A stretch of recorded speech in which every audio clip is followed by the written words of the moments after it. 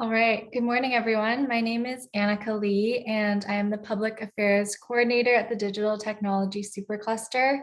And I am pleased to welcome you to our webinar, Future-Proofing Your Trademark Strategy today. Before we get started, we respectfully acknowledge that in Canada, we live, work, and learn on the unceded traditional and ancestral land of Indigenous people.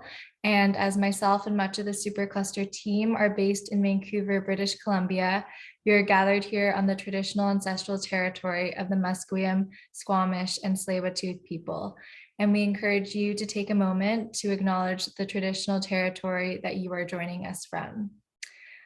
Just to note, we will be recording today's webinar and sending out a copy of this recording, as well as additional supplementary material following the session. So if you have any questions, please throw them into the Q&A chat. And now I'd like to hand it over to Jen Yalgouge. Thank you, Annika. Bonjour, everyone, and welcome. It's wonderful to have so many joining in from across the country in this installment of the IP Focus series we're running here at the Digital Supercluster. Whether you're new to the Supercluster or a returning face, we're thrilled you can join us for this Power Hour. In standing out in an increasingly crowded and highly competitive marketplace, it's important to know which aspects are suitable for IP protection. Next slide, please. Trademarks are going beyond a logo or an image. Non-traditional and highly subjective marks such as 3D shapes, holograms, scent, taste, texture, and even sound are becoming registered. Fun fact, the first sound to be protected in Canada was MGM's famous roaring lion, creating not only creative challenges as well as legal ones when it comes to upholding them in the courts of law. Adopting a trademark for your organization can feel like that of stepping into a minefield, navigating a labyrinth of noise, which can include bad faith actors such as trademark trolls and squatters. As a brand owner, having a carefully executed trademark strategy can elevate your brand, prevent misuse by others, inform your brand direction and business goals, and reduce your risk of infringement, inadvertently stepping on others' toes. Over these next 60 minutes, we'll cover items that include key considerations for selecting and protecting a trademark, managing infringement risk, and lessons learned from the branding lens, with a Q&A portion to close us out. Next slide, please. A foundational component of the supercluster is that of collaborative innovation, setting the framework for projects that address cross-country challenges while creating technology products and services that can scale across industries and ultimately across the world. The Digital Supercluster's IP strategy supports the development, ownership, and retention of Canadian IP through a number of vehicles and informational sessions with industry thought leaders, like we've today, are one example of that. Next slide, please. I have the pleasure of introducing today's panel. Please join me in welcoming Vincent Yip, Amy Fong, and John Tower Ackerman. Vincent is partner in the Business Law Group and the National Intellectual Property Group with McCarthy, Tétrault, and leads the firm's Western Canadian intellectual property practice. He has a substantial practice in global acquisition, commercialization, and enforcement of intellectual property rights in the management of global patent, trademark, and industrial portfolios, and expertise in life sciences, health, oil and gas, energy, transportation, retail, and tech. A frequent speaker for the Canadian Bar Association and the Continuing Legal Education Society of BC.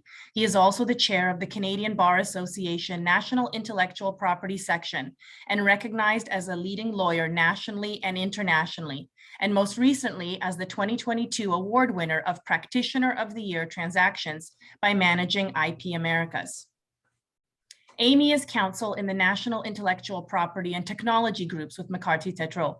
Her practice covers a broad range of matters, including patentability and trademark availability and evaluations, patent and trademark prosecution, technology transfers, and licensing and IP enforcement and infringing issues in industries that range from software, clean tech, telecommunications, mining, medical, consumer product, and entertainment, with diverse clients from tech startups to established corporations. A guest lecturer on IP at the Continuing Legal Education Society of BC, UBC, and University of Victoria. She's also a YWCA Woman of Distinctions Award nominee in recognition of her volunteer efforts in community leadership, and a recognized lawyer nationally and internationally. John is VP Marketing at Swift Medical, a world leader in digital wound care management. His brand experience spanning 20 years across multiple industries in new media, political campaigning in the US with not-for-profits, such as Sinai Health and Movember, the leading global charity changing the face of men's health, as well as with consumer and enterprise tech, including Yelp. John's brand expertise includes market development in launching brands from scratch, to scaling brands across 20 markets at Movember, and most recently in launching Swift's new hardware product, the Swift Ray 1, the world's first hyperspectral device which can fit in your pocket, groundbreaking in enabling the capture of beneath the skin clinical data normally invisible to the naked eye for every patient, making wound care more equitable for everyone. And without further ado, I hand it over to you. Thanks very much, Jen, for those excellent introductions. I'm going to share my screen here to get the slides up. Screen. Okay. And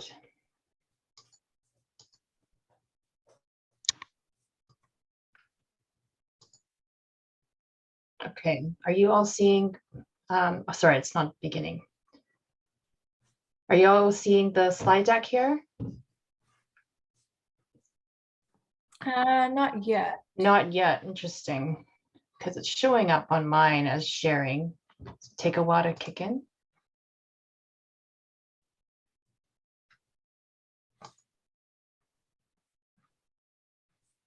Let's try it again. Okay.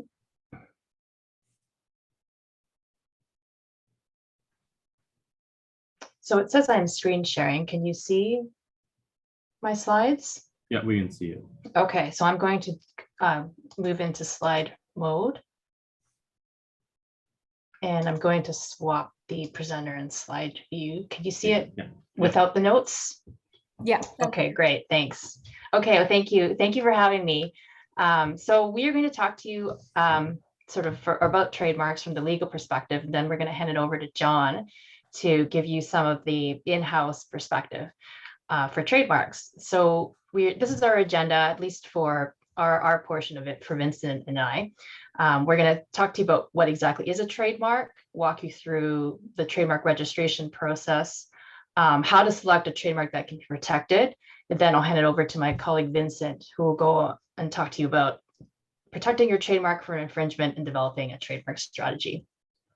Actually, I think for the purposes of this slide, I'm going to swap around 2 and 3. So I'm going to actually talk about how to select a trademark that can be protected before mentioning the steps of trademark registration. Forgot to update that before this presentation. Okay, so first off, what is a trademark? So a trademark can basically be anything that you use as a business to distinguish your products and services from those of your competitors. So on this title slide here, I've got a background photo of various pharmaceutical products. All of them will, a lot of them will have trademarks on their packages. And so that's what's used to distinguish their medicine from those of their competitors. Okay, so back up a bit in terms of trademarks, sort of set it into the big picture of the space of IP. Intellectual property is this overall category of rights that refers to any that protects any intangible product of the human intellect that that could potentially receive legal protection. Not all trademarks necessarily can be registered and protected, and I'll go into that a little bit later, but essentially, if you're using it to identify the source of your goods and services, you can say that's my trademark. I'll set out on the screen are 3 types of trademarks. So there's many other types, but one is on the left, it's a design mark. It's a combination of words and a design element. So Coca-Cola is shown in a very descriptive font. And then you can also have the Coca-Cola bottle, which is a distinguishing guise. So that's referring to a distinctive type of packaging so that you can identify, oh, this is a Coca-Cola product. And the third one that I set out on the slide here to the right is the ULC, which is the, sorry, I have to look this up. I keep forgetting. It's Universal, sorry, it's the Underwriters Laboratories of Canada certification mark, and it applies to various products such as fire extinguishers, smoke detectors that comply with safety standards, certain safety standards. Another example that I've not set out on this slide here is the Parmigiano Reggiano mark, and that's a certification mark that is registered in association with Parmesan cheese. It's produced in specific provinces in Italy that comply with specific standards and are made in a certain way. So I should also mention here that the definition of a trademark, what is a trademark, has been expanded in Canada. Recently in 2019, we put into place a new Trademarks Act in Canada. And so previous to that, there was a sort of a more limited definition of trademark, but now a trademark essentially means a sign or combination of signs that is used to distinguish your goods or services from those of others. And then there's also another definition of sign, which includes sign as including a word, a personal name, a design, a letter, a numeral, a color, a figurative element, a three-dimensional shape, a hologram, a moving image, a mode of packaging goods, a sound, a scent, a taste, a texture. So there's a whole bunch of things that could possibly be considered a trademark under this more expanded definition in Canada. But that said, just because it is a trademark doesn't necessarily mean that you can register it as a trademark. So your protection may be limited depending on what is the trademark. Here are some examples of trademarks that have been protected through registration. So these should be, apparent. These are pretty famous marks here. So we've got the Apple design logo for Apple's products, computers, smartphones. We've got Google here for search engines. And then we've got Lenovo for computers. And then I have a pair of shoes here. So Louboutin, Christian Louboutin was able to register the color red as applied to the sole of shoes. And they were able to register that in Canada in 2011. They also have corresponding registrations in other jurisdictions.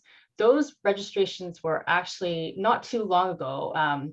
Some other companies tried to attack the validity of those registrations, saying you can't have a registration for red-soled shoes, but ultimately those attempts at attacking the validity of these registrations were unsuccessful. So Louboutin, and now I think it's been assigned to someone else, does own the rights to that registration, and hasn't been able to. Those rights are still standing in view of the legal challenges that were unsuccessful. Okay, so one comment I want to add here too is under the new act, there's a little minor wrinkle in terms of all of these expanded definitions. So yes, you can call your red-soled shoes, the red color red is applied to the sole of your shoes, a trademark, but can you register it? And that's a different test altogether. And so increasingly we've been seeing in Canada, the examiners are applying a bit of a, I guess you could say, a higher standard for registration now. They're actually often requesting evidence of distinctiveness as of the filing date of your application before they will allow you to have your registration, especially for things like color. Or words that they can find in the dictionary. They'll say, well, that word or that color is not inherently distinctive. And also it's set out specifically in the act that anything that's, color, you can actually, the examiner can actually require evidence of distinctiveness. So that adds a whole lot of cost to your registration process. Whereas before you could just say, okay, let's apply. And then if the examiner found that it was okay, they would just issue the registration. Now you've actually got to put together affidavit evidence. That can be very costly. So just bear that in mind when picking a trademark. Okay, so that's actually brings and ties it up nicely into my next slide. So how do you choose a mark? Well, you've got to figure out what is it you're going to do with your mark to begin with, right? Like think about all the purpose that this mark is going to create, that you're going to use this mark for. What is the value that it's going to contribute to your business? Because the thing about a mark or a brand is you're putting a lot of work into it, so people know about it, and can make their purchasing decisions based on knowledge of your brand. But that, because we basically live in a brand oriented society. We're thinking, okay, so does this brand or this mark have a good reputation in terms of the quality of the products or services that they're offering? Or they, is this brand associated with good corporate citizenship? So all those sort of decisions kind of get packaged up into your trademark or your brand. So you got to figure out, okay, what do we want this trademark to do for us? Well, so I've settled a list here. First of all, you want to make money. So you want to be able to distinguish your products or services from those of your competitors. So everyone who sees your mark says, oh yeah, we know exactly who that's from. I'm going to go buy that product, right? So, or buy that service. So make money is one purpose. Another purpose is to keep competitors out of your space. You don't want competitors writing off your, all the good work you put into your brand and making products and using a similar mark and confusing your customers or, customer base into thinking that they're you. So you want to stop others from getting into your space and using similar marks. The term we use in the trademark world is confusing is similar. And also we want to be able to, and this is sort of a legal risk issue, we want to be able to use this trademark that we've put so much time and effort into without worrying about other people complaining that it's violating their rights. Because as soon as you get that cease and desist letter from another party, you've got to think, uh-oh, put all this money in this brand. Now someone says, I can't use it. Now what, right? So these are all these things that sort of inform your decision-making process. So number one is before you decide whether or not to adopt a brand is do some searches. Just go onto Google, figure it out. Like, is there someone else in this space already? And if there is, give it a good think through and think, okay, is this worth investing my time and money in because someone else is already using it on a pretty similar product or service? And then before you get too far down the decision-making road, you've already sort of eliminated that option because there's other people using it. So do some searches and don't just stop at Google. Basically, you've got to also look at the trademark register, corporate name databases. There are a whole bunch of registers that you need to search. And so this is where a lawyer, trademark agent can come in and help you with that because we have access to all these databases. We know what we're looking for in terms of possible risk factors when we're identifying marks that are available for use. So we can go through these databases, find the most relevant results and give you an assessment as to whether or not this trademark is available for your use and registration. So my next slide is actually a case study about why you should be very careful about avoiding confusingly similar marks. So this is a case story and it's kind of appropriate to share because one of the companies involved is no longer in business. So it won't hurt anyone's feelings. So the first mark is, why buy a mattress anywhere else? And so this, hopefully you all recognize this mark. It's pretty famous. It's Sleep Country's mark. So what happened in, there we go. Okay. So what happened in this case was Sleep Country registered that mark and had, I think, registered since the 1990s. It's been around for a while in connection with their mattress products, mattress stores. And then along came Sears Canada and decided, okay, let's use this mark. There is no reason to buy a mattress anywhere else. They did that sort of well after Sleep Country had started using their mark, why buy a mattress anywhere else, something like in the 2000s. So of course, Sleep Country was not happy about it because as you can see, it's a very similar mark. Why buy a mattress anywhere else? And then there's no reason to buy a mattress anywhere else. So customers, you can see how customers would be confused. They see those two, they think, oh, that second mark on the screen there is perhaps Sleep Country's mark or whatever. So Sleep Country asked Sears to stop. Sears did not. So it actually went all the way to the federal court. Federal Court of Canada issued an injunction saying, Sears, you got to stop using that mark. It's confusing. Injunctions are actually pretty difficult to obtain in Canada. So the fact that there was an injunction, that's a pretty big deal. So what happened was then, eventually Sears Canada actually went out of business.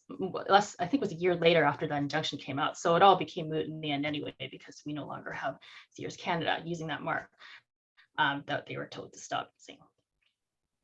Okay, so next slide is how to select a distinctive mark. So we have here sort of a spectrum of marks ranging from less distinctive marks on the left-hand side shown in red, and then graduating up to more distinctive marks shown in green on the right-hand side. And I've given the example of some marks that are used on mobile devices in particular on the bottom here. So dual edge on the left, I flagged that as a less distinctive mark because dual edge is actually used to describe a property of your product. So it's supposed to refer to the screen extending over the edge of your mobile device. So dual edge is a problematic mark from a distinctiveness point of view, because when you hear dual edge, you think, oh, that's just a characteristic of the product. It's not actually a trademark, and any competitor can perhaps use it to describe their own device, right? So it's not really something that you would be able to associate a company with, a brand identity. But nevertheless, there were companies that actually tried and were actually able to obtain registrations for dual edge. So in dual edge, we have Samsung registered dual edge for mobile phones, but LG tried to register dual edge in Europe and was actually unsuccessful. Europe said, nope, can't have that, that's descriptive. So, there you go, two companies trying for the same mark, one successful and one not. That goes to show, okay, is this really a distinctive mark? First of all, you've got the issue of which company are you talking about? You're talking about LG or Samsung, and you've got the issue with, well, one trademark office allowed it, another one didn't. So you can see how sometimes the tests are applied a little differently between countries. But maybe if the Samsung application got a different trademark examiner in Canada, because these are all decided by human beings, maybe that different examiner would have gone the same way as Europe and said, nope, you can't have that. Okay, so going into the middle, toward the middle, we have iPad, which is a little bit more suggestive, so a bit more distinctive character there, so you can get a registration for that. You have sort of arbitrary, by suggestive, I mean suggestive of a characteristic, but not necessarily, telling the world that is characteristic. So the word pad is suggestive of what we're talking about in terms of the product. We've got arbitrary words, just a word that you pick randomly from the dictionary, suppose, and that, NAPL has nothing to do with phones, so that's why we call it arbitrary. But you could have some distinctiveness attached to that. And then we have coined words, which are actually the strongest in terms of distinctiveness, because no person, no human trademark examiner can find that in a dictionary. So you've got Verizon, completely made up word, and so it could be potentially a good case for registration there. Okay, so unregisterable marks.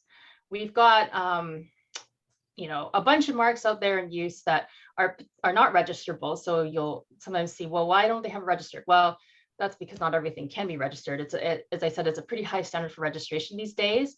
Increasingly difficult. Examiners are now requiring evidence of distinctness at the time of filing for certain types of marks.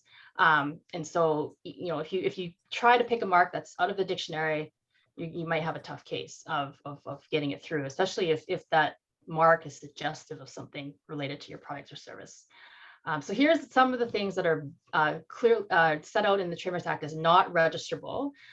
So clearly descriptive or deceptively descriptive words, a word that's primarily the name or surname of an individual who is living or has died not more than 30 years ago, the name of your goods and services in any language, marks that are confusing with a registered trademark.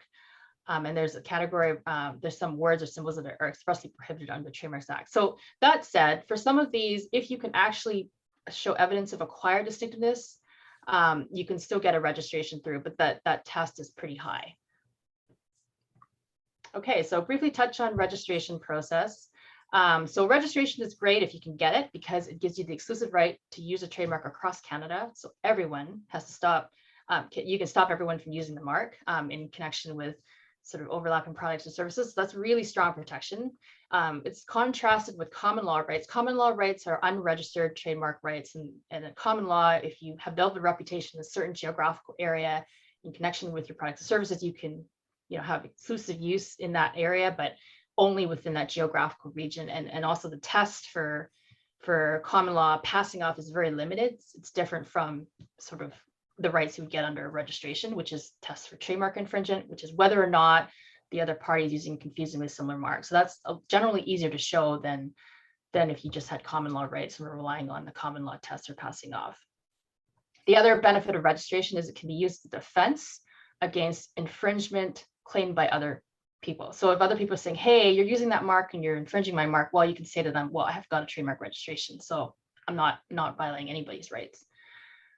And it's actually not too expensive to get a registration, assuming it's a straightforward case. It's only a few $1,000s, so not bad. and considering all the rights and benefits you can get from it. And it's, timeline is about 1.5 to 3 years. It's pretty bad in Canada, but they're trying to make it better. They're trying to work on their backlog. And I've actually had a few cases where I've expedited cases in Canada for clients where they had, there's a competitor who was using a very similar mark. So we were able to file an affidavit, very brief affidavit saying, look, we've got some issues we need to enforce. It didn't really specify who the competitor was, but just said, got some potential infringement issues. We need to get this case expedited. And within 2 weeks, the examiner looked at it. So there are ways to sort of hurry the time frame up if you need it. And also, sorry, this slide is not up to date. It should be renewable every 10 years. 15 years was prior to 2019, but now you get 10-year terms. So I'll have to correct that on the updated slides that we show you. So here's an overall view of the registration process, and then I'll turn it over to Vincent. So just, you basically select the mark, do some searching. Once you're satisfied, it's a good mark, you can register it. No one else is going to complain about using it. Then you file your application. It goes through the examination process, which is 1.5 to 3 years. At the conclusion of that, the examiner says, okay, that's approved. And so it gets advertised in the Trademarks Journal for a period of 2 months in Canada. Anyone who's watching the Trademarks Journal can oppose. So a third party can say, hey, you shouldn't be allowed to have that mark. I'm going to oppose. Once an opposition is launched, then you get into this sort of long procedure where the parties can duke it out and figure out whether or not that mark should register. But most oppositions actually settle before they go all the way to the bitter end. So, the parties will reach a compromise and figure out, okay, what should happen as between the marks. So then, assuming, there's no opposition or the opposition settles and the mark the opposition is withdrawn, then you go to allowance and then the mark is registered. So that's the general process for how you would get a registration. It drags on over 2 to 3 years. So it is quite involved. So you won't want to necessarily register every mark that you come out with. It has to be of significant value to your company. Okay, I'm going to turn it over to Vincent. He's going to talk about infringement. Thanks, Can you Amy. see the infringement slide now? Yeah, can you move on to the next one? Yeah, sure. Sorry, I don't know why it's not clicking. There we go. Oh, no, that was there. So I'm going to talk a little bit about trademark infringement and how to prevent loss of rights and protecting against infringement. So maybe going to go back to the slide.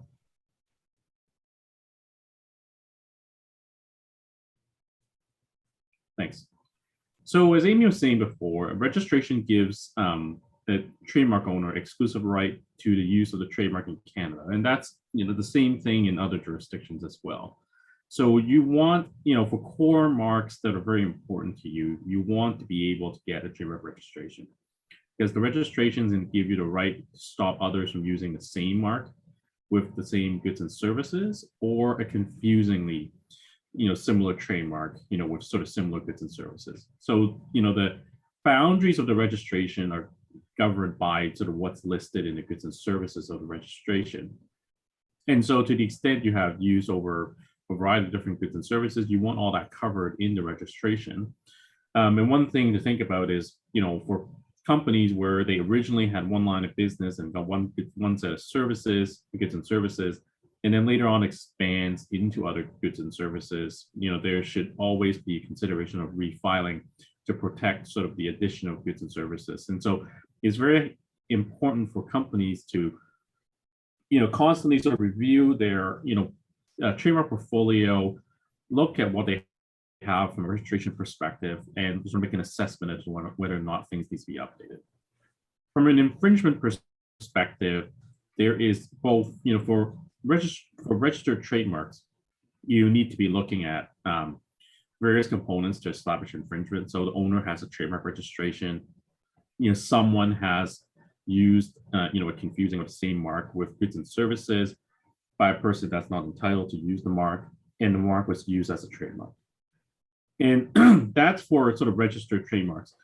You can also sue for trademark infringement if you have an unregistered trademarks, and we call it under the tort of passing off.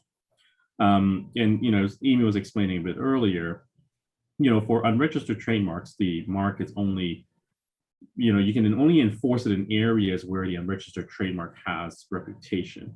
And so, as an example, if I have a tornado ice cream shop in Vancouver, and I don't have a trademark registration for tornado, I can only sue people sort of in sort of say, the lower mainland where the reputation is established. And so people locally know about tornado ice cream.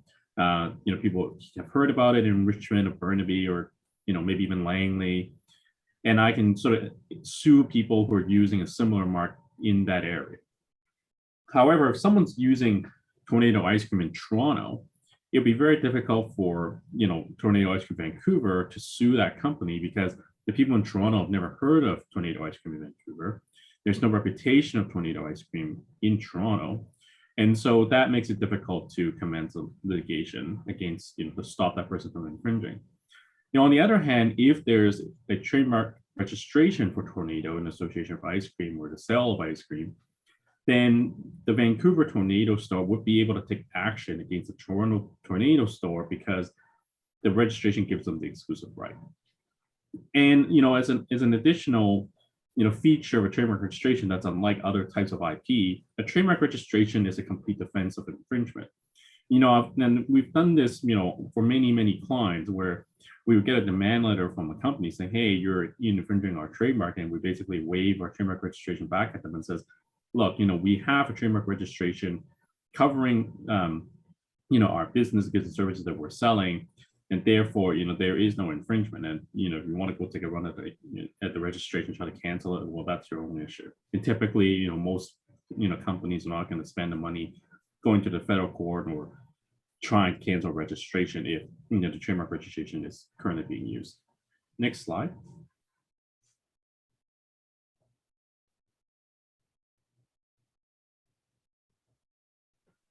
And so once you have a trademark registration, there are various things to watch out for. As Amy was saying, trademark registrations need to be renewed every 10 years now. It used to be every 15 years.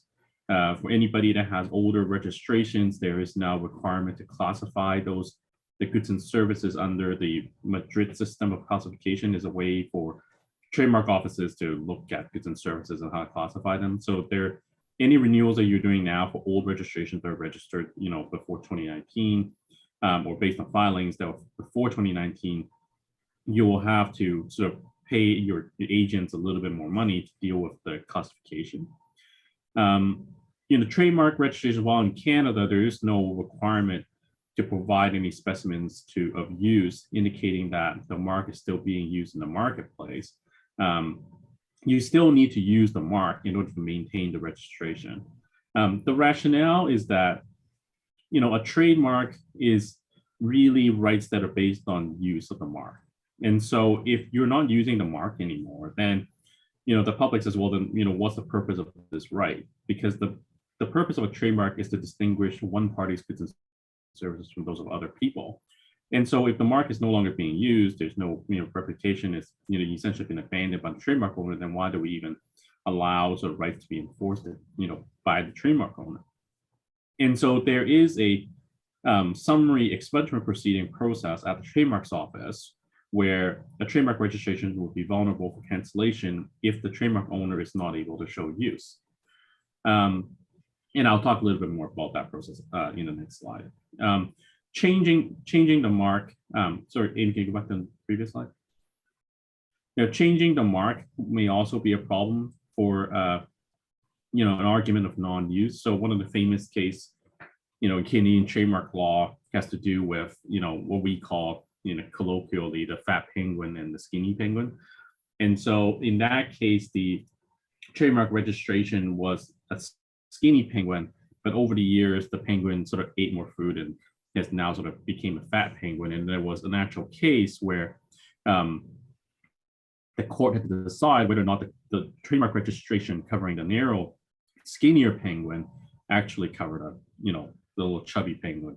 And in that case, they found out, the essential characteristics of the trademark still there. And so, the chubby penguin was still constituting use of the skinny penguin, but that's not always the case. And so you got to be very careful every time you're changing your marks around as part of any redesigns, changing of styling, changing of branding, even if you're using the same words. If your registration covers specific designs, or sort of stylized fonts, then you have to be very careful to reconsider whether or not you need to refile for that trademark. And that's something that you should be doing again every single time you're undergoing any sort of rebranding exercise or any revisions to your current branding, just to take a look at the trademark portfolio to see if anything needs to be added or tweaked. And that's something that the trademark lawyers and agents will be able to advise you on, is how to design your trademark portfolio to allow for that flexibility.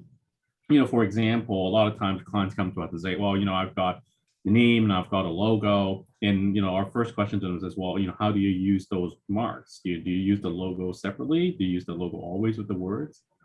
And then, the clients will tell us, well, we do use the symbol, the logo separately from the words, and we use them just separately across, in our collateral and marketing materials. Then we'll tell them, well, okay, then you probably want to get a trademark registration for the word and for the logo separately, so that you can get, use different combinations without any potential issues for, an argument of non-use.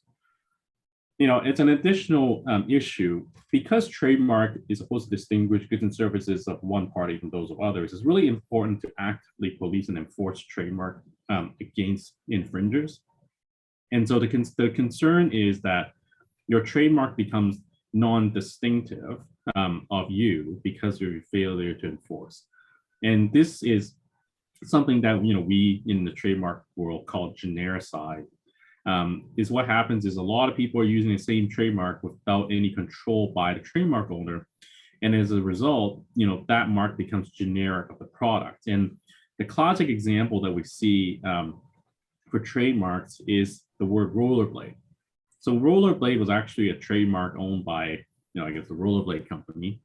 And it was a registered trademark for years, but because there was a lack of policing and everybody was using the word rollerblade, with the roller skates that are being sold today as rollerblades, that mark became so non-distinctive, and so everybody can use it. And so the original owner of the rollerblade mark could have licensed that out and got money for it, but instead they didn't do the enforcement properly, and so the mark got blown. And that's something that all trademark lawyers, anytime you talk to a trademark lawyer, they'll tell you to be very, very careful around that. And the same issue applies when you're trying to license a trademark. So, when you're licensing trademarks, like for instance, in a franchise system where there's a trademark owner licensing their trademark to franchisees, it's very important that the licensing is done with control over the character and quality of the goods and services covered for the goods that are being used in association with the trademark. Because if there's no control, we run into the same issue that the mark is no longer distinctive for those goods and services, and you'll run into the issue of the mark is no longer being distinctive. Next slide. And so, as I was saying, there is what's called a cancellation Section 45 expungement proceeding at the trademark's office. Once a trademark is 3 years old, so 3 years after registration, the registrar can cancel registration if the owner can't show use of a mark within 3 years preceding the date of the notice, or able to provide this special circumstance excusing non-use of a trademark. And then you also need to show sort of use of the mark as registered.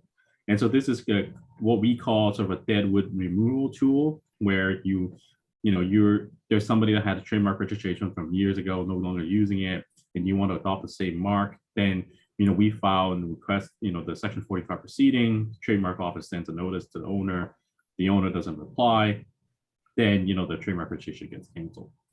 And as a result, when you're taking enforcement actions, you have to be very careful, because you can, once you send a demand letter, then the other side's going to say, well, I'm going to try to Section 45 the registration. If and you're not able to establish use of the trademark in Canada, then you're going to lose the registration. Next slide, please.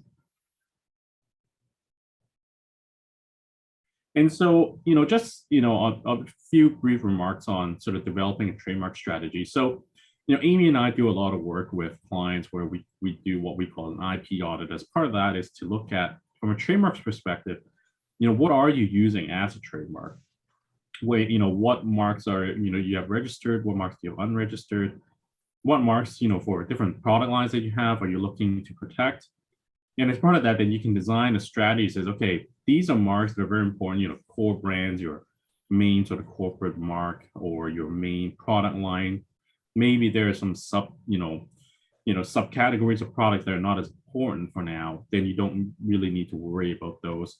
You always want to run searches before you commercially launch any product, just to make sure there's no infringement issue. The freedom to operate is a separate discussion from, registrability, because you need to look at the trademark register, potentially look at sort of what's out there in the marketplace, and there, searches available that can help with that. And, the trademark lawyers and agents have access to that and can assist. And to basically look in the marketplace to make sure there's nobody else out there that is going to raise a problem. The worst thing you want is to spend $1 million, launching a big sort of marketing, on the product, and then you get a demand letter the next day. And, Amy and I have seen that a lot, unfortunately, where clients don't do sufficient diligence on trademark usage, and then they get literally, the company starts the ad and you get a demand letter from a big competitor the next day, and then you end up having to stop everything and you just waste $1 million. And so, very important, it's not the most expensive type of IP to protect, but it's something that you really should think about when you have big product launches, and when you're launching, either service or product. It's always important for the legal side to discuss with the marketing side. The marketing side, from our experience, tend to select marks that are more descriptive, easier to market, easier for customers to associate, but typically, many times, those aren't the marks that are very good from a legal protection perspective. And so it's a good discussion between sort of the business, thinking from a marketing perspective, and, what to do with, from a legal perspective. So you got to balance the two. Do you want a descriptive mark that is going to be really hard to protect and really hard to enforce, or you want to find something that's a coined word that's really easy to protect, but then it's going to be really hard for you to build sort of brand awareness? And that's something that, our clients constantly struggle with. I mean, I have clients where we've told them, like, don't use this really descriptive mark. Like, it's going to cost you a fortune to try to enforce this against people. And, the client says, no, I really like this sort of I really like this product name. I really like this, descriptive name. It's something that really resonates with my customers. We're just going to go for it and see how it goes. And, they spend hundreds of thousands of dollars over many, many years building that, sort of enforcing against other people, try to preserve sort of the reputation. And that's what they decided they wanted to do. And so that's something that, every company needs to think about when they're looking to, develop a trademark strategy, to think about what marks to use for their, products and services. And as part of that, sort of, I'm going to segue over to John, who's going to talk a little bit about sort of what his experience has been sort of launching the Ray 1 product, as Swift. Thanks, Vincent. I think that's a great segue. You're right. One of the biggest challenges is the balance between descriptive and distinct and formalized brands from scratch. I think I'd like to cover 3 core points. Guardrails, being okay with them, having some forethought, and using the trigger point of developing a single mark for longer term brand building. And third, being the brand association with your company mark or your corporate mark and your main brand. The first one on the guardrails. So as cheesy as it sounds, I told Jen, Vincent, and Amy that I do this, but quoting Orson Welles on this is when he was making movies, one of his famous quotes was, "The enemy of art is the absence of limitations." So he was speaking about budget for here in brand strategy. Counsel for me at Swift and in previous work is there at the very beginning. It's not the most shiny part of marketing, but really essential if you're building a product from scratch. So when you're being okay with those guardrails, in fact, leverage them to understand the full market context. So, your product isn't going to be in isolation. It's either going to be on a shelf or in front of your customers amidst many different brands or products in their day-to-day lives. So when you're working with counsel, one example you could do is be doing the research work with them when they're helping you understand which class you're formalizing your brand and product in, you can bring on a visual partner to look at the full landscape and look at those the visual marks themselves too. And then when you're running brand development internally, I find it really, really important that you do the research, but you're not leading the witness in terms of those workshops. So you're having those workshops internally, but you're not just showing them exactly all the guardrails, but you're certainly not presenting those final selections at the very end with marks that are going to be either a bigger battle or just a no-go from the very beginning. On the second one, one thing on forethought and thinking about longer term brand development is, it might just be a single trigger where you're launching a product where you need to build a brand in a single regard. But think about it longer term that, you could be working at a company or that you don't know yet if they're going to be launching multiple products down the line. And when I say down the line, I do mean 3, 5, 10, 15 years. At the end of the day, there's in brand and product marketing, you still want to tell a cohesive story. So if you're launching one mark, over the course of 3 years, and then next thing you know, you're working with your product line manager or your product team, and they come up with this incredible device or other product, and then there's not a cohesion. You want to both have that in the back pocket. So what I mean, practically thinking is when you're doing brand development is say, okay, the Swift Ray is going to be launched in the next year. If we do something else in 3 years or 5 years, what could that mark be? Is really important. And so the third one, brand association with your company mark. And I can talk a little bit about the in-house development that I forged at Swift. Look, Swift, well-known in Canada, well-known in the tech sector, well-known in home health in the United States. And so one of the key objectives in the US in brand building is building the Swift brand itself. So when we were going through the research to launch the Ray 1, the hardware device, was, okay, how does it anchor to Swift though? Like, can we get people using Swift? You can't forget using Swift in terms of colloquially and conversation. So we can't leave that brand behind. And so when you're going through the brand development, I think there's 3 key areas. And what I did. One is be as in-house as much as possible. Now, look, there might be realities where you do want to bring in a marketing agency, but if they're off into themselves and on the side, and they're not connecting with counsel, you'll run into these situations that Amy and Vincent went through, where you'll then have a presenter, you'll have somebody presenting brands and options that didn't seek counsel or work with your own in-house counsel. However, if you have the opportunity for the internal team to develop the brand with you, you can then form something. What we did at Swift was a brand sprint. It's a really well-known structure from Google and IDEO. We're applying that where it's cross-functional and you have a single decision point. And that decision point probably should be a founder, CEO, co-founder. You have a group that's fully cross-functional. And so you have non-obvious people in the room who are helping develop your brand because the stakes are high. I mean, you see that decision map and that process map is that it's not just a brand development off the side, that counsel is involved, finance and budget operations are involved. And then the third one is making sure you're still telling the brand story cohesively. And I think one of the biggest challenges is making up a word, to be honest, and so, it was highly intentional to launch the Swift Ray with going into market with, known terms, but also, you should fully understand that we are in the process of it being the Swift Ray, not the Ray 1. And then I was able to just understand the full market by going into what other devices might be using such a descriptive term to make sure that we're protecting the Swift Ray mark.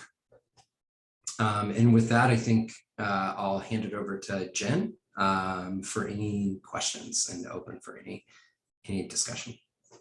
Perfect. As we get sort of folks in the audience sort of queued up, a couple of things to sort of ask. I guess this is sort of a question for all 3 of you is, how you decide where to file your trademarks. And from your experiences, both sort of, from the client and sort of the product side, has that altered? Have you seen that alter the course of your actions altogether and where you went?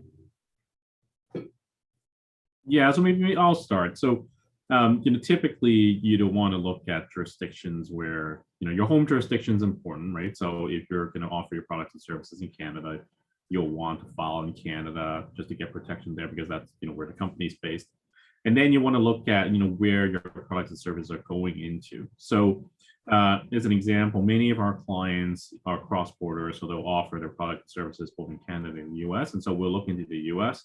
So when we're running searches, we probably want to run the search in the US as well, just to make sure there are no issues here. And oftentimes, because of how crowded the US trademark register is, there may be more problems down in the US than in Canada. And then you go back to the drawing board, okay, like we need to look at a different mark now.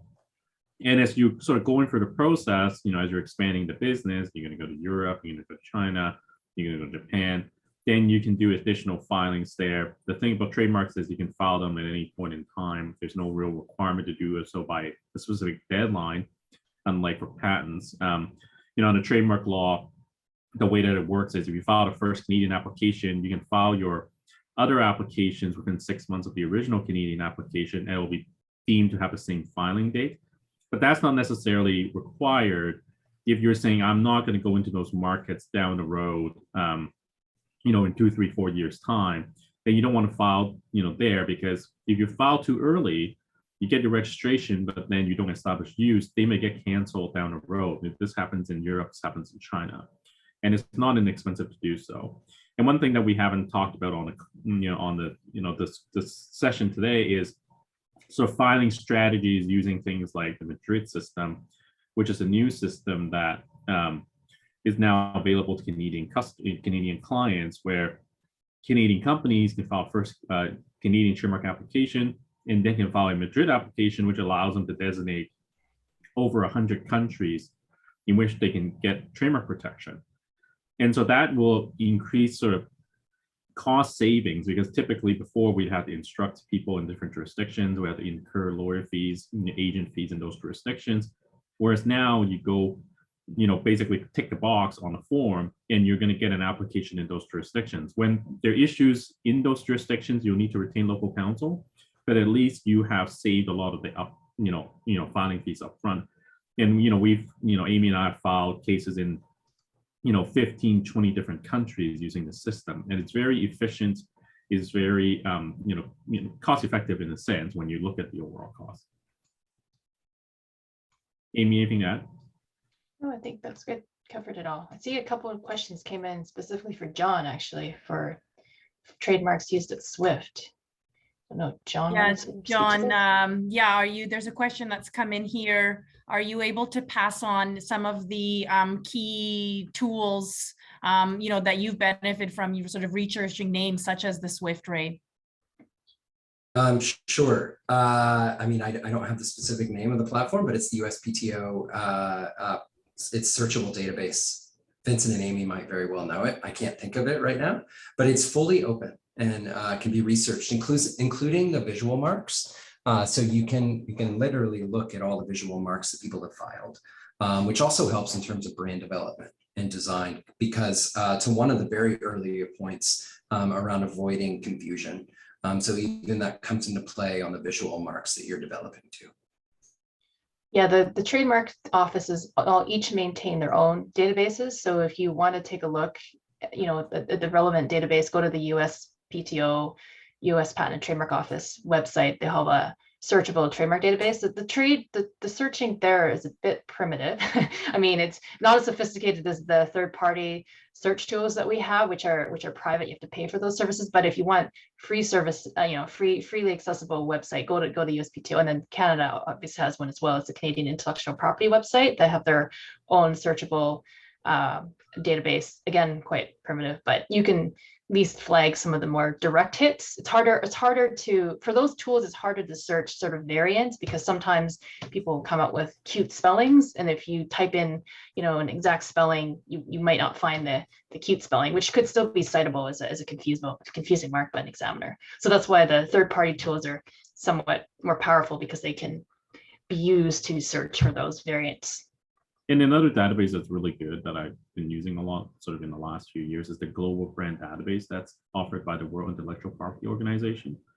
So they cover a lot of different jurisdictions. They pull in data from, Mexico and Europe and Japan and Australia. And so you can go there as a one-stop shop just searching, a bunch of different jurisdictions to see what's out there. It doesn't cover everything. It's not 100% always updated. There's a little bit of a lag sometimes, but at least it gives you some ideas. And our advice to clients is, go try, just run some searches yourself. Just, you probably find stuff that's really obvious. That's, not something you want to go after pretty quickly, and then come to sort of the agent's lawyers to, you really talk through those gray, edge cases where, you're thinking there's some concerns. And, for core branding, like very important sort of, bet the company type launches or your company name, that sort of thing, it's sometimes important to sort of run what we call a full search, which is register search, which also includes business name, corporate name, we call it web common law, which is sort of an internet search, identifying relevant things. And, I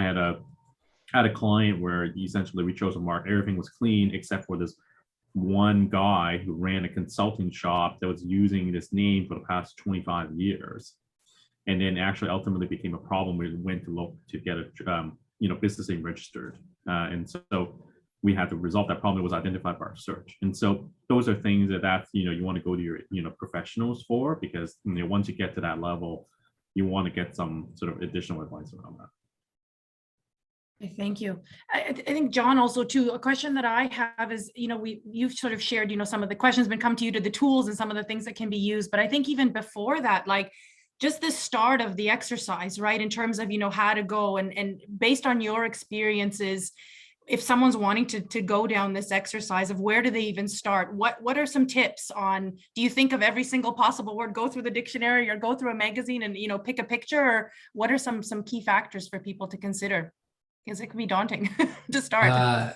Sure. So I think first is start with your end user or end audience and workshop it with your internal teams that are closest to them to understand the context that you're going to be marketing in, and you're building a name from scratch with that for those people, whether they're end users and buyers too. You want to have that understanding in the room. Two is spend, if you're a brand marketer or you're new to the organization, spend a lengthy amount of time with your product team to make sure that you're not trying to describe or tell a story that isn't in line with its end goal. And now, look, I haven't developed soda brands, so it may be easier for something like that. But when it's in healthcare and technology, it's far more complex. And then third, founders' stories and co-founder stories are really critical. So you want to know what the origin is of the brand itself, and to make sure that you're telling that story too through all of the products. And then I guess the last thing I would say is that in the workshop development is you want to be building out some sort of structure to forecast the future of brand and product development itself. So when I talked about that trigger point of like, okay, there's one thing to launch, which is the Swift Ray 1, the imaging device.